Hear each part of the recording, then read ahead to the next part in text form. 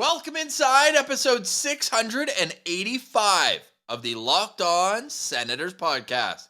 I'm Ross Levitan on the outskirts of enemy territory in Winnipeg, Manitoba, alongside Brandon Piller up in the Blue Mountains, and we are still buzzing after a back-to-back win weekend for your Ottawa Senators. And we're going to look back at all the best moments from the weekend, but at what cost, with Artem Zub suffering a broken jaw. All that, plus every Monday we take a look around the world of Sens prospects, and it's all brought to you by Farm to Fork. Visit Farm to Fork number 2, farm2forkdelivery.ca today and taste the Farm to Fork difference. You'll never go back to grocery store meats. This is the Locked On Senators podcast, your team every day. Your Locked On Senators, your daily podcast on the Ottawa Senators. Part of the Locked On Podcast Network. Your team every day.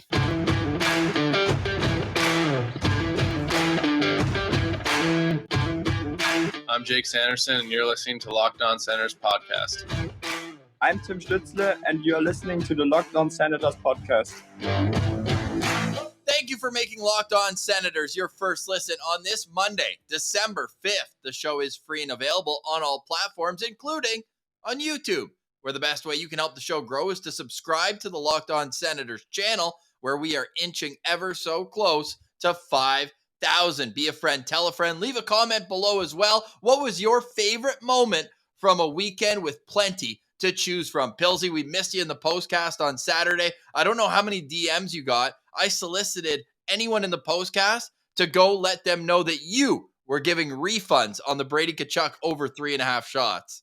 Did you let them know that it had been hitting consistently until you tweeted it out and let everyone know? Worst things worst is I tweeted out 10 minutes into the game. I said, I quote tweeted myself. I know. Sick move. Brady Tkachuk already has 3 shots on goal, and he finished with 3 shots. I was already counting my shekels at that point, but unfortunately that doesn't happen. But let's not stick on the negativity, because this was a weekend of positivity with 2 games where the last goal of the game was an emphatic goal. Ross, it's really hard to rank these moments. I know you guys did it on the postcast, but I missed it, so I'll do my best here, because the Giroux slapshot, recency bias plays a big part of that, and being at home, the moment is just that much more electric. I think I'm going to stick with the Brady goal, though, because not only is that his second goal of the game, it's an OT winner on a breakaway in New York, Madison Square Garden, after he has arguably the best game of his career. I think I saw a stat that was saying not since 1986 has a player got 2 goals, an assist, and a fight, and the goals being a tying and an overtime winner. So that doesn't happen very often. It was Brady Tkachuk that does it. So I know the recency bias is here, and that Giroux half clapper from the hash marks on a breakaway, it was absolutely amazing. But I'm going with the Brady Tkachuk overtime winning goal as the best moment of the weekend. I wouldn't call that a half clapper. That was a full I know. That's what I saw people saying. Wow, what a half clapper. It's like, that is about the most legit clapper you can have. I called it a Daniel Alfredson clapper, as he was in the building supporting his friend Erik Karlsson. But that classic Alfie windup where the stick looks like it's going to brush the number 11 banner up in the rafters. Next thing you know, it comes down. Now, the reason why I think I give the edge to Giroux is the sequence that led up to it. The PK that Tyler Mott, Travis Hamonic, that they put on an absolute clinic. Hamonic without a stick until Alex DeBrincat gave him one that I think he would use as a mini stick playing with his kids. Yeah. And the play, and I think it was Luke Peristy that pointed out on Twitter as well, like the little subtle play that Tyler Mott moved the broken stick into a lane and forced Timo Meier to go around it was just such a subtle play that really helped out. But what else helped out is Travis Hamonic's partner, Jake Sanderson, pulling a puck right off the goal line. 2 nights after Ottawa was in the opposite position where we thought we scored that one angle. It was almost like shades of the 04 Cup final where Calgary thought they won the Cup. That one angle that looked like there was ice, but the overhead, and they actually have a camera under the crossbar. They don't show that to us. So I never really argue whether or not the half inch or quarter inch or an eighth of an inch is over the goal line or not. But man, that was just electric because everyone was already standing applauding the PK. And then for Giroux to get it, I said on the postcast again, you can go check that out. The postcast been absolutely a vibe the last couple of games. I'm not saying it's not a penalty on Tyler Mott, but it wasn't called, the little trip at the blue line. Yeah. But Giroux giving the shoulder check as he crossed the blue line. Oh, no one's coming? All right, better wind up. That was unreal. Compounded with the quote that he had told Pinto at second intermission, I'm going to score on a slap shot today. One way or another, just so happened nobody was between him and the goalie. Yeah, I mean, that is just absolutely insane. And there's a couple other little intricacies to that play too, Ross. The one that I want to highlight here, once again, captain shit, Brady Tkachuk. He hops onto the ice for that change, but he realized that he needs to get off the ice or else it's going to be a too many men penalty. He gets off that ice and onto that bench so quickly. Like that's such a heads up play, because if he hesitates about doing that, it's a too many men penalty. It's glaringly obvious, but he's smart. He goes right off to the bench, and that leads to the 2-on-0. And for a 2-on-0, for the guy not to even to consider to set up a give and go, like Giroux looks back and he's like, "Oh yeah, that's Tyler Mott. You just hang back there. I'm gonna have a clapper on a breakaway here instead of setting up a 2-on-0." That's pretty hilarious too. But if you're Mott, you can't be too upset about that.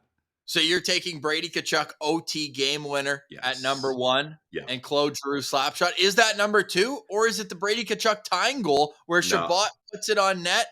That's got to be right up there too, because all hope was lost in my apartment when there was about a minute left in that game. Sens pulled the goalie. Sens can't score. Great. Yeah. And then also, it was like there was no offensive pressure on that shift late in the game at Madison Square Garden, and it just looked like an easy clear. But Chabot just keeping it in. Like, what a heads-up play. We talk about an eighth of an inch into the goal line. That was how close that puck was to being offside, and he was able to keep that in. That's got to be right up there. So what do you put as the better moment of the weekend between the game tying goal and the Brady Tkachuk fight at center ice? See, I got the fight ahead of the tying goal, Ross. I mean, obviously the tying goal is huge, and it's Brady's 100th career goal.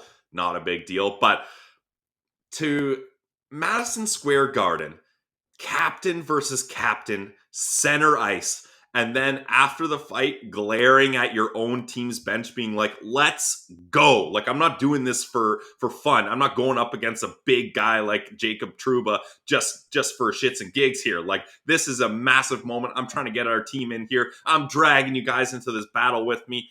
That was the third best moment for me, because that was just an epic fight. Two absolute big boys throwing haymakers right at center ice. Like, that's hockey, baby. That's just so good.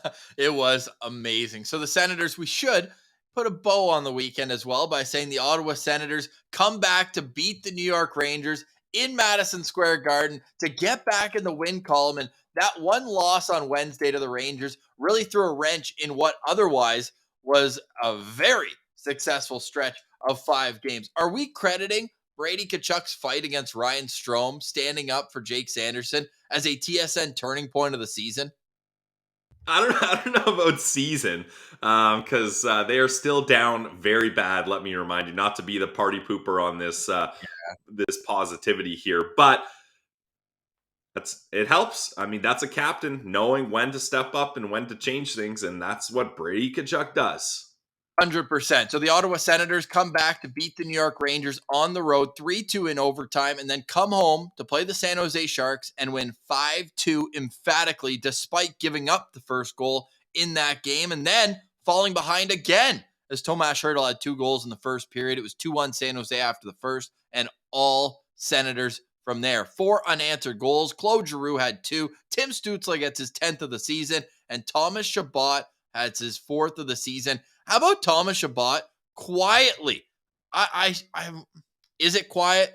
Maybe some people will argue me on that one, but since returning from injury, and he even scored a goal in the game before injury, but I won't count that just for the proper split of saying since he returned from injury.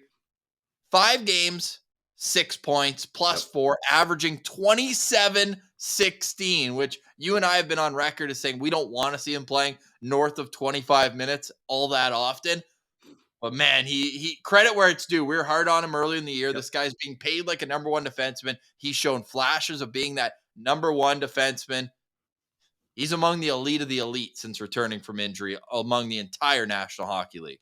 Yeah, he's certainly been much better. I mean, that's clear right there. But how's this going to go with Artem Zub out now 3 to 4 weeks with a broken jaw? Let's get into that. And the goggle giveaway was a real surprise on Saturday. Could those go hand in hand as something that, well, maybe this confidence that 22's got could carry as Artem Zub will miss some time. But today's episode, Pilsy, it's brought to you by Farm to Fork Delivery. I heard you just got your Farm to Fork delivery. I heard they grill up real nice. Tell us about your ribeye experience, because I told you got to cook those things medium. How delicious were they? I know Simone absolutely loved it. Oh, yeah, definitely that. I mean, it's still barbecue season here. It's not snowing yet. It's not too cold that you're worried about getting out there and shoveling off your path to the barbecue. And to keep that going, you got to head to farmtoforkdelivery.ca, guys. This is the premium meat delivery service if you're in Ottawa, Montreal, or GTA. Just GTA, not GTA area, Greater Toronto area, because they deliver premium meats right to your door. It's absolutely delicious. I can attest to that. It's all natural, antibiotic and hormone free, and ethically raised. And the nice thing is, these meats are flash frozen right after they're on the butcher's table, so you know they're going to stay fresh. Unlike the grocery store, let's be honest, who knows how long those steaks have been sitting there on the shelf? No one knows, not me. So, but here with Farm to Fork, you know they're flash frozen and they will be fresh when they arrive at your door. And look at the website on YouTube, guys.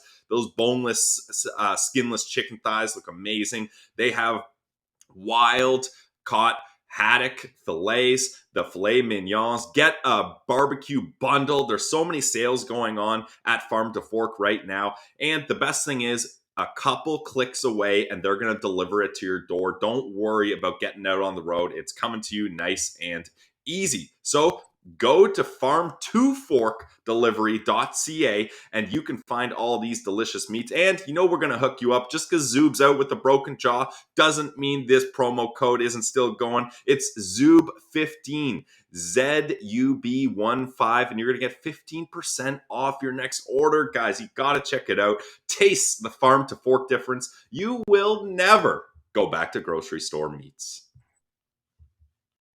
Today's episode is also brought to you by Athletic Greens. Athletic Greens is a company that we've been using for the last couple months, and we are noticing the difference just in terms of daily energy that I'm finding in my everyday life. What is Athletic Greens? With one delicious scoop of this stuff, you're absorbing 75 high-quality vitamins, minerals, whole food source superfoods, probiotics, and adaptogens. Literally all the things that help your body, your gut health, your nervous system, your immune system, your energy, your recovery, your focus, and even your aging process. I personally consume it every morning. Just throw it in my cup of water. It's delicious. And if you're not just going to believe me, how about over 7,000 5-star reviews online, recommended by professional athletes, trusted by leading health experts? You have to check it out yourself at athleticgreens.com.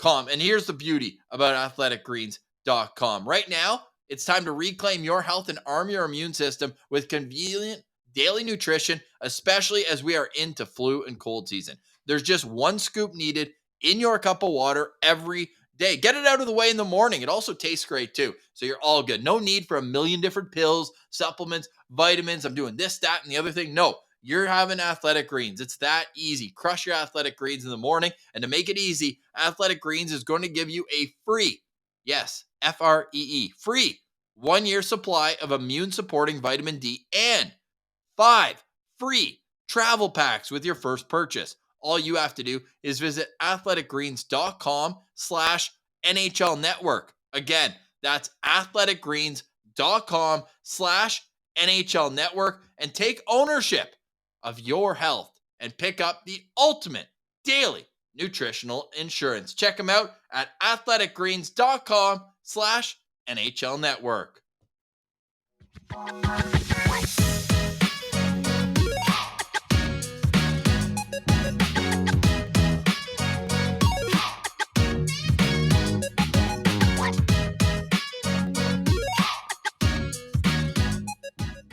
All right, Pillsy. So we've talked about the 2 wins for the Ottawa Senators. They score 8. Yes, 8 goals over the back-to-back. Their first back-to-back of the season. And now they get a rest a little bit. As next up, they've got the LA Kings on Tuesday. Brendan Lemieux has been skating. Will he return? In Ottawa, I'm sure the fans will give him a rousing ovation if and when he does play Tuesday. We'll get into that more on tomorrow's Locked On Senators, but we must discuss, I was going to say silver lining. That's usually when something good happens among a bad situation. Copper lining? Is that what we're calling it? Yeah, I guess so. Aged copper. However, Artem Zub will be out what DJ Smith expects to be about the next 3 to 4 weeks. Yeah. Basically, past Christmas, he's going to be out with a broken jaw. First, stick taps to Artem Zub for coming back and finishing that game against the Rangers. Hamonic left with the puck to the throat. He comes back. Artem Zub gets a broken jaw. He pulls the Connor Brown. Yeah. Where in Calgary, Connor Brown, that was the last time the Sens won a back-to-back. Remember, we were looking at that yesterday. True. Oh, my God. Wow. That's how long ago that was. But he comes back, plays well, plays hard, but he's out the next 3 to 4 weeks. Just what do you think that's going to mean here for the Senators D-core that's already pretty thin as a whole? That is such a big loss, especially when you consider the fact that it's very unsure when JBD is going to be back. He's still suffering from a high ankle sprain. If JBD is closer to coming back and it's not such a finicky injury as a high ankle sprain, I think you're feeling a little bit better knowing he can slot into that position. But that's not available right now. And we saw this D-core fall apart like a house of cards when Artem Zub was injured earlier on in the season.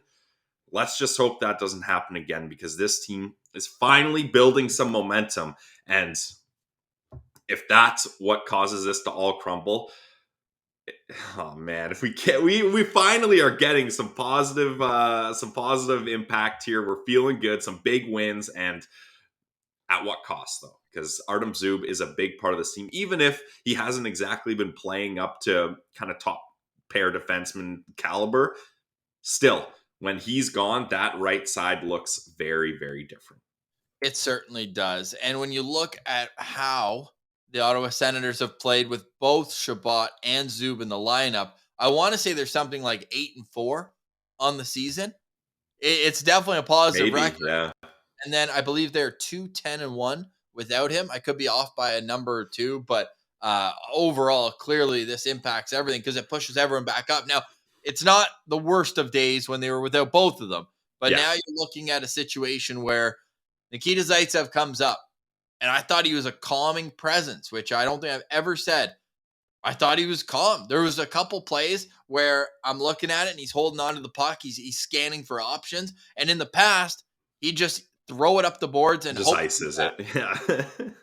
There was one in particular where he regrouped behind his own net, and I was like, I don't think I've ever seen this out of him, where he's actually like looking option A. Okay, it's not there. Option B, it's not there. Instead of option C being just firing it as hard as he can up the wall and seeing if someone stops it or if it's going to go for icing.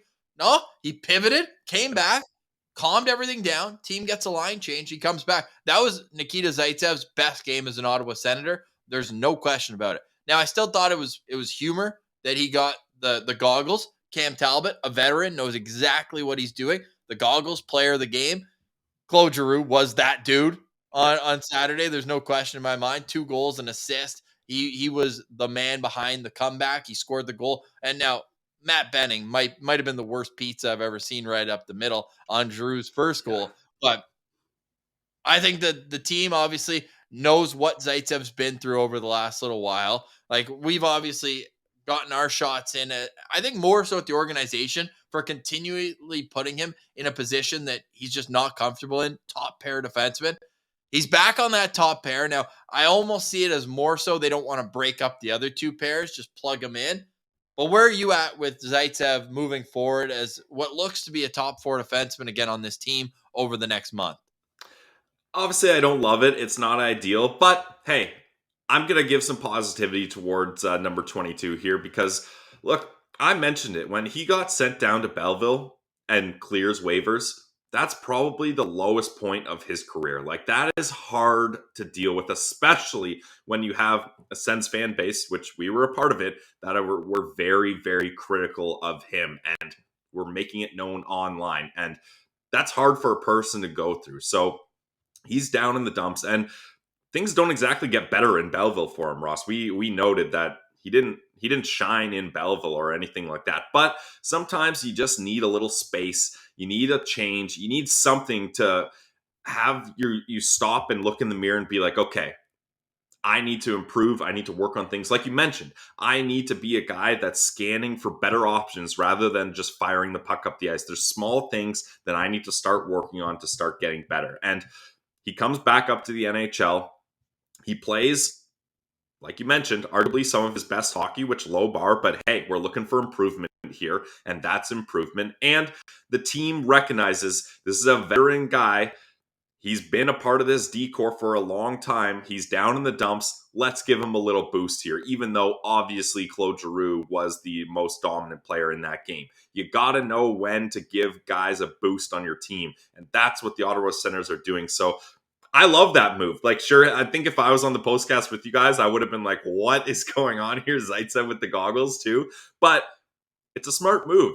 The players are in control of that. It's not 3 stars of the game. It's not media or fan voted. It's the players. They decide how to shift confidence and momentum in that room and where to give stick taps. So I love it. And I think it is the right move to put Zaitsev up with Chabot just because, sure, Hamonic hasn't exactly been stellar, but with Sanderson, it's been working. And Sanderson's been able to do what he's been able to do with Hamonic. So I'm not switching that up. And then I've been saying Brandy and Holden, they're playing very limited minutes, third pair minutes, but they've been good analytically and the eye test. I would say it's been pretty good. So you don't want to mix that up either because I'm not moving Holden up with Chabot. That's for sure. I don't think he can handle that type of role. So it's not ideal, but I think this is a good place to start. And maybe we see a return of Lassie Thompson here. I think that's something that needs to be considered too, because I thought he was all right when he came up. And now that we know Artem Zub's going to be out 3 to 4 weeks and JBD is still probably at least a week or even 2 away from returning, why not give Lassie Thompson another kick at the can here? So there's options, which is nice at least. Yeah, options are nice, but you're also kind of looking how consistent can this be? We're hoping that the answer is very, but when you look at the game on Saturday night, and that was a game, right? Zub wasn't in at all. The game on Friday was just so difficult to understand from a time on ice perspective for defensemen because Hamonic missed a stretch and Zub missed a stretch. Sure, they both came back, but it was a little bit more difficult to see what's what in terms of how they're deploying their players. On Saturday, Nikita Zaitsev played 19 minutes and 34 seconds. Third most among Sens defensemen behind Chabot, who played 23:57, and Jake Sanderson, who played 21:28. Okay, a lot of that for Sanderson was on the PK. Look at this guy playing 5 minutes on the PK. Absolute stud. Him and Hamonic, stick taps to Travis Hamonic too, because we talk about how Zaitsev's taking a lot of shrapnel. Hamonic's right there with him as well. Hamonic was a beast on Saturday night. He was one of my Sens Central standouts. 5.5 minutes, shorthanded. Yep. He was unbelievable. And like 2 minutes of that without a stick. Like, geez. Yeah, okay. We got to touch on this while we're on that play. So, okay, I got Zaitsev with the goggles here. Elite photo coming up here. But first, let me tell you that Travis Hamonic plays 1 minute and 35 seconds on that shift without a stick, shorthanded. Okay, he is hunched over, drifting to the bench, right? The play's going the other way, so it's not going to be too many men on the ice. Zaitsev jumps on. Zaitsev gets the plus on that. Drew Clapper. His shift length, I checked, 2 seconds he was on the ice. Hamonic wasn't off yet. That's a boost that he needs there. But can we talk about this? I'm still of the mind when let's get the Zaitsev goggle pick up first, though. Okay. Yeah. Look at Sandy. Sandy's loving it too. That's awesome. Josh Norris right above Sandy. Oh, true. I didn't recognize him with the goggles and no scarf on Norris. Usually he's got the scarf going. But yeah, that's an awesome picture. Well done, Nikita Zaitsev. Look, we call it like we see it. If you're down bad, we can't avoid it. But get some confidence in you, Nikita Zaitsev. Loving that picture. To go back to Hamonic now. If you're Hamonic and you're on the PK and your bench is in your blue line, do you not just spend 4 seconds going to get a stick? So we've talked about that before, and I would be of the mind, and Mott tried to hand him a stick once, and then the play went back up, so Mott kept it. I would say usually yes, but if I was the defenseman, and if the guy who's playing forward, Mott's case, not the same shot, DeBrincat ends up giving it to him. How about DeBrincat out there killing the penalty as well? That was because I thought that was weird too, but that's because him and Hurdle were on coincidental penalties, and then he comes out. Yeah, it was from the 4-on-3. Okay, thanks for clarifying that. But with the DeBrincat, he's a right shot, so it makes sense, even though it's a much shorter stick. I would say give the forward to get the stick to the defenseman because you want him to protect the house. You don't want to leave that position, and then have the forward sneak out to the bench in the first and third period. But I'm talking about before DeBrincat comes on, when it's that 4-on-3. Sure, you're making those different. You're going down to 2 guys. But I would argue when you don't have a stick, it's a 4-on-2.5. So spend 3 seconds. Nah, that's pushing it. Spend 4 seconds getting a stick and hope you survive that 4-on-2 for those seconds, and then you got a 4-on-3. I don't know. That's just me. If your bench is outside of your blue line on the other side, of course, it's not an option at all. But when it's right there, and you can see the trainer, he's leaning over, like he's got the stick almost at the friggin' hash marks there, ready to be picked up. So I think if that's me, I'm going to get it. But obviously, it's easy to say standing here from my office chair when you're in the thick of it, and there's 7 shots being blasted in a minute cycle, and you're just trying to survive out there. That's different, but I think I'm always of the mind, if your bench is in your zone, spend the couple seconds and be vulnerable so that you can get a stick, and then you're back to a reasonable amount of defenders there. That's just my opinion personally. It's an interesting debate, and we look forward to hearing all your comments as well. But the vibes are still high, despite Ottawa got out of that unscathed. There were certainly some tense even better moments, than unscathed. But the sigh of relief when Giroux slapshot went in, that was awesome. That was awesome to see for the Ottawa Senators in Saturday's game against Erik Karlsson and the San Jose Sharks. Karlsson did get an assist in the game, but was largely unnoticeable after Brady Tkachuk nailed him in the first shift of the game, going hard on the forecheck. So that was great to see. Set the tone, captain. What a weekend for Brady Tkachuk. If we were doing a quick 3 stars of the weekend for the Ottawa Senators, the 2 games combined, where would you go? I mean, Brady top, Giroux second. Let's give Zaitsev that 3rd spot. Let's give it to Zaitsev. Come on. We got to give it to Zaitsev there. And Ross, imagine being a dumb brickhead and trading Brady Tkachuk in fantasy ahead of this weekend. What a dumb move that would have been, eh? Oh.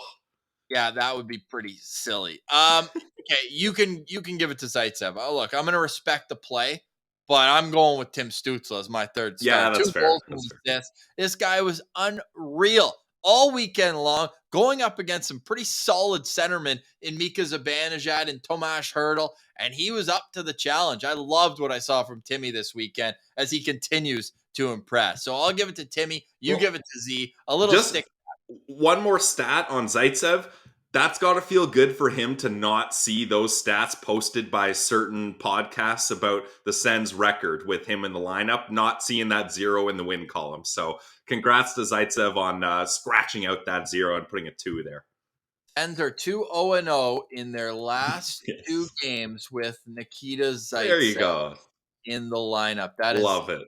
Breaking moves. That is being tweeted out at Sens Central. I love it. You can also follow the show on Instagram, LockedOn.Senators. And I was gonna say on TikTok. We post on there, but like we have no idea. I follow one account. It's my dog. So make sure you're going to follow Alfie on there as well.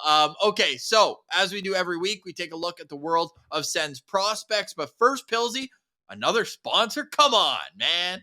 Here we go. We just got a lot of friends of the show, and this is one of our oldest friends of the show. It's Bet Online, guys.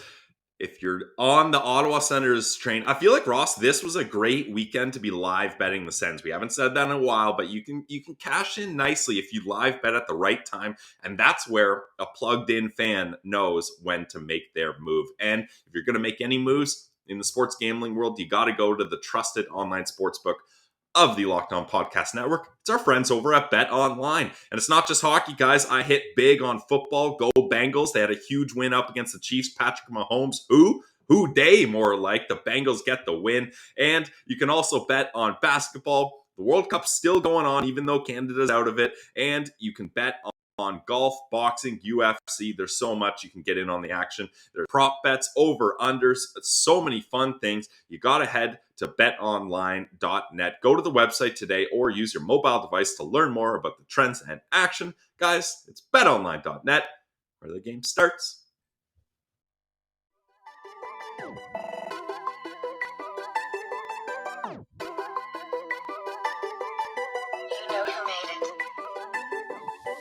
All right, Pilsy. I would like to make an amendment to my third star. Ooh. How can I not give the love to Thomas Chabot? I mentioned his stats. Like, I thought about going there, yeah. He played 85 minutes of NHL hockey since Wednesday. Yeah, that's a lot. Austin Watson gets a maintenance day at practice today. I would have given Chabot one too. Can I do an honorable mention as well? Hashtag goalie friendly show. Oh. First back-to-back of the season. This is why you go out and get another veteran goalie, because no matter who's in net, you feel like you have a good chance to win, especially on those back-to-back situations. So shout out the tendies. Anton Forsberg on Saturday stopped 35 of 37 shots, including all those amazing saves in that sequence. Like that's what I liked about Giroux too. He, right when he scored that goal, he points to Forsberg all the way on the other side of the ice. That's awesome. So awesome. Cam Talbot makes 25 of 27 against the New York Rangers, and both goals off broken plays where his own defenseman gets hit in either the throat or face area, and that changes the angles of everything going forward. All right, since we're talking about defensemen a lot this show with the injuries and the unbelievable play as well, let's go to an unbelievable streak coming to an end to start our prospect discussion. Jordan Donovan certainly made the most of his point streak, but all streaks must eventually come to an end.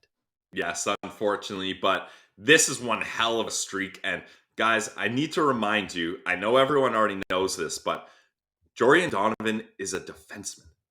Yes. And he had a point streak of 10 games, and not just a 10-game point streak where he's like tossing in a secondary assist here and barely scraping on. He had 6 goals and 10 assists during that 10-game point streak, good for 16 points.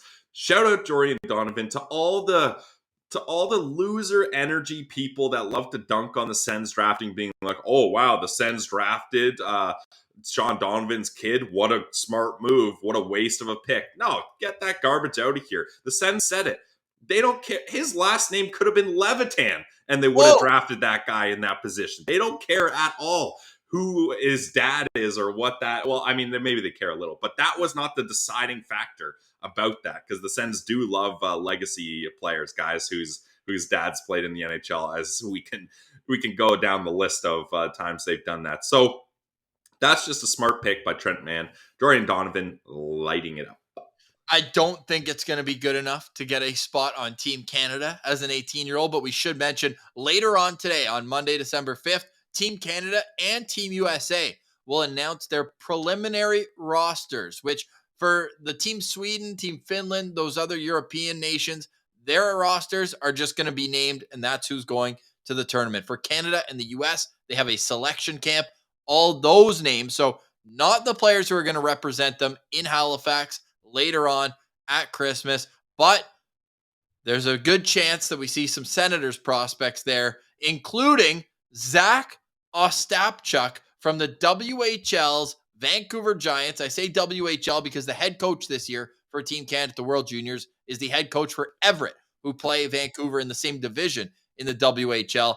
Zach Ostapchuk, how about a 4-assist performance and the shootout game winner against the Kamloops Blazers on Saturday night?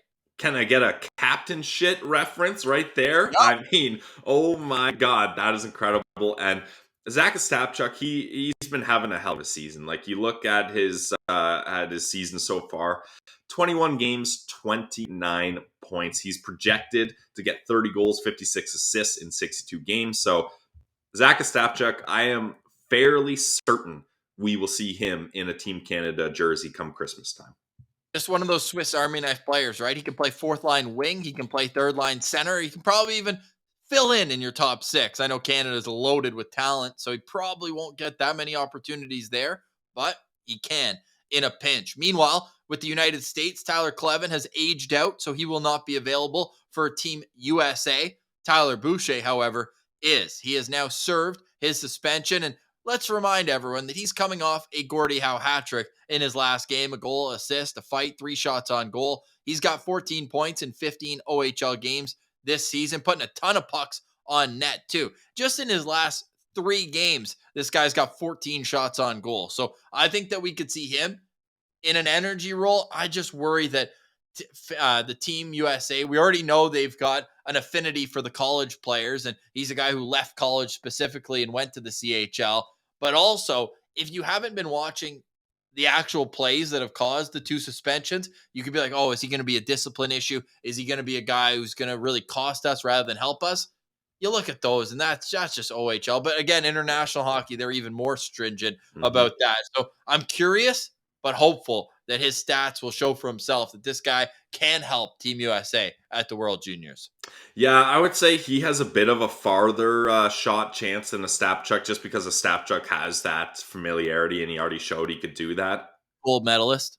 Yeah, that's not bad at all. But I think it'd be silly to leave Boucher off this lineup, because he's a bottom 6 guy that can really play an effective game for teams in high moments here. And hopefully he doesn't get the short end of the stick on suspensions like he has been in the OHL recently.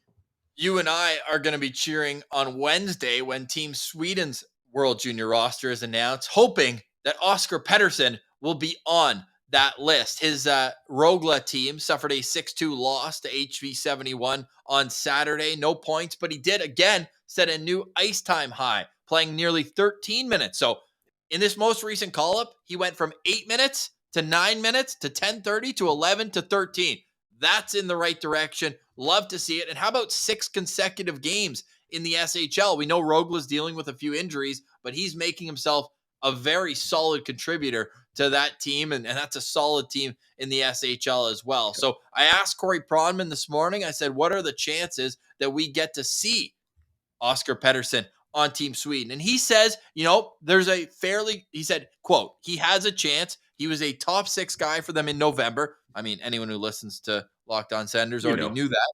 But that was without Fabian Lysell and Isaac Rosen, who are both dominating in the AHL and will be on this team. So that's where Pettersson, being the Patrick Hornqvist prototype, you're hoping that's going to allow him an opportunity that even if there's not a top 6 role, that he can contribute in different ways that will help this team. And we know that shot, that's quick strike offense that you can have in an instant. And in a short tournament like the World Juniors, I'm still confident we'll see Pettersson on that team. Big time. And I think if Leo Karlsson has anything to say about it, you'll see Oscar Pettersson on this team. Absolutely love that. So Oscar Pettersson, hoping that we see him at the World Juniors. We know that we'll see Tomas Hamara at the World Juniors as Team Czech, maybe not as strong as the teams we've already mentioned. He's having kind of a strange season. We've seen flashes, but there's also been a bit of, how do I say this, adjustment getting in to the OHL. The plus minus is chilly.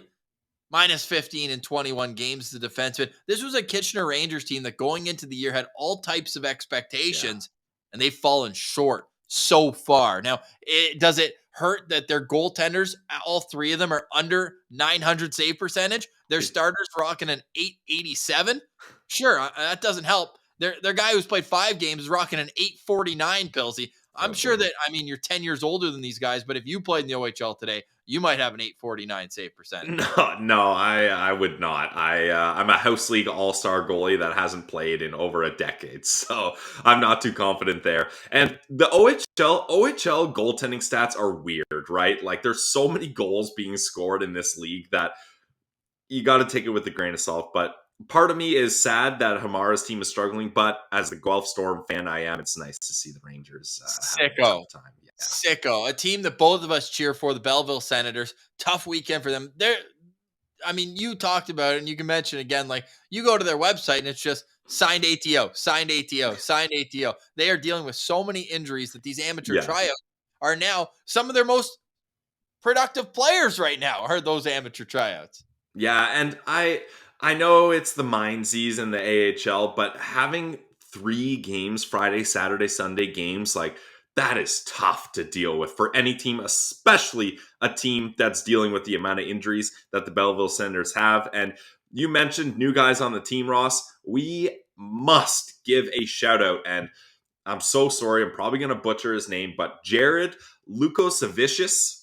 I think I might have got that, but I'm not 100% sure. We'll have to check with our good buddy David Footy on the air about the pronunciation on that one. But he has a hat trick in the Friday game, a 6-4 win over the Syracuse Crunch. So that's incredible. And it's nice when you pick up guys like that and they immediately have an impact. 100%. Looking forward to following them a little bit closer over the next couple of weeks as they're in Laval next weekend and then in Winnipeg the following. Yes, I will be on the call with David Foote. Looking forward to that. The only problem, Pilsy, is that both games coincide with Senators games. I know. And they're both afternoon games, aren't they? Like, come on. So I'll get to catch. I won't be able to do the postcast because the games start at 3 p.m. in Eastern time, and the Sens play at 1:30. So it's literally like I'll be able to watch at least probably in the press box during warmups, but that's brutal timing. Like, come on, give me a 7 p.m. start. For real. Yeah, damn. Brutal, too. I'm working the 4 a.m. shift, so I'm working 4 to noon, walking over to the rink, and then broadcasting at 2. So it'll be a couple of coffees this weekend. But because I've got my AG1, my energy is never in doubt. And we appreciate all of our sponsors, from Shawarma Palace to Farm to Fork Delivery, and check out the postcast presented by the Glebe Central Pub. We'll have some ad reads for you later this week for them on Locked On Senators. Pilsy, any final thoughts or any other prospects you want to touch on before we wrap up for the weekend, or for the day, rather? Yeah, I was going to say, we got a long time till the weekend. I meant to say wrap up the prospects weekend. That's fair. No, just it's nice. We're going to get to see the LA Kings so close after the Ottawa Senators had some success up against them. So that's not bad. You love to see that. And the Kings are in a little bit of turmoil here with putting Cal Peterson on waivers after they signed him to a big ticket that raised a lot of eyebrows. And it's not like Jonathan Quick's holding the fort down either. He's been struggling as he's kind of on the back end of his career here. And that defense is brutal. So, something the Ottawa Senators can relate to. So this is going to be a very interesting game up against the Kings here. And at least it is not a 10 or 10:30 p.m. start. So for that, I am thankful.